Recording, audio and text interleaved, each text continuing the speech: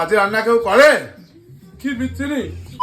জীবনের প্রথমবার আজকে আমি চিকেন বিরিয়ানি রান্না করছি, সেটা আবার বরকে না জানিয়ে। বরের পকেট থেকে টাকা চুরি করে নিয়ে আমি সবকিছু কিনে নিয়ে এসেছি বিরিয়ানি করতে যা যা লাগে। দেখো আমি পারতাম জানিয়ে করতে, না জানিয়ে করার যে কি মজা না, সেটা শুধু যারা মাত্র এরকম করে সারপ্রাইজ দেয় তারাই জানে। আর চিকেনটা তো দুদিন আগে কিনে নিয়ে এসেছিলাম আর কিছুটা রেখে দিয়েছিলাম পকোড়া খাবো বলে, তাই ভাবলাম পকোড়া না চিকেন বিরিয়ানি রান্না করি। আর তোমরা জানো তো আমার চিকেন বিরিয়ানি খেতে খুব ভালো লাগে, আর তোমাদের কার কার ভালো লাগে অবশ্যই কমেন্ট করে জানিও। সত্যি বলতে গেলে আমি ভেবেছিলাম ফুল রেসিপিটাই তোমাদের সাথে আজকে শেয়ার করবো, কিন্তু একদমই শেয়ার করে হয়ে ওটা হয়নি। একটা কারণ জন্য আমার আবার রেডি হয়ে বেরোতে হয়েছিল। আজকের বাড়িতে আঠাও শেষ হয়ে গেছিল, ওই জন্য দমের জন্য আমি এরকম কাপড় জড়িয়ে রেখে দিয়েছিলাম। আর বিরিয়ানিটা সত্যি বলছি, দেখো নিজে রান্না করেছি বলে না, সত্যি দারুণ খেতে হয়েছিল। আর সবথেকে বড় কথা হচ্ছে আমার বরের আরো বেশি পছন্দ হয়েছিল। সত্যি বলতে গেলে ও যে তোমাদেরকে প্রথমে বললো হবে না, ওটা জাস্ট মজা করেই বললো। নিসা, পারবিনা, অনামিকা, আফ্রিকা তোমাদের নামগুলো নিয়ে। আর আমার বর আজকের বাড়িতে এসে পুরো অবাক হয়ে গেছে। আমি চিকেন বিরিয়ানি রান্না করেছি, যতই নিজের হাতে খাই না কেন বরের হাতে খাইয়ে দিলে অমৃতই মনে হয়, সবকিছুই জানে।